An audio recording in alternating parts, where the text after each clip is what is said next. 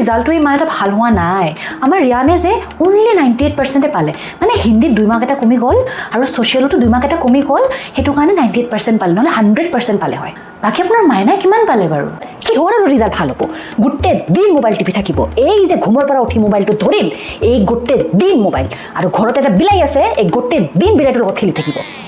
এই ঠিকে কৈছে আপুনি আজিকালি বাচ্চাবোৰ যে এনেকুৱাই আমাৰ ৰিয়ানে যে 24 ঘণ্টাৰ ভিতৰত 18 ঘণ্টাই পঢ়ি থাকিব মইতো কৈয়ে যাক মোবাইলটো লচোন নাই মোৰ কথা নুশুনে গা ধুব যেতিয়া যাব কিতাপ লৈয়ে যাব হাগিব গ'লেও কিতাপ লৈ যাব ইভেন যেতিয়া খাই থাকে তেতিয়া কিতাপটো মেলি খাই থাকে ঠিকে কৈছে আমাৰেই না গা ধুব যাব না হাগিব যাব গোটেই দিন বোলে খাও খাও খাও খাও কৰি থাকে ইমান খোৱাবোৰ যে খায় খোৱাবোৰ যে যাই ক'ত আজিলৈকে ধৰিব নোৱাৰিলোঁ 8টা বাজি গ'ল নহয় এতিয়া যাওঁগে বহুত লেট হৈ গ'ল আমাৰো মানে আহিয়ে পাবই হাঁহৰ মাংসটো বনাইছিলোঁ যে গৈ অকণমান গৰমে কৰি দিওঁ যায় নেকি ঠিক আছে আকৌ আহিব কিন্তু হা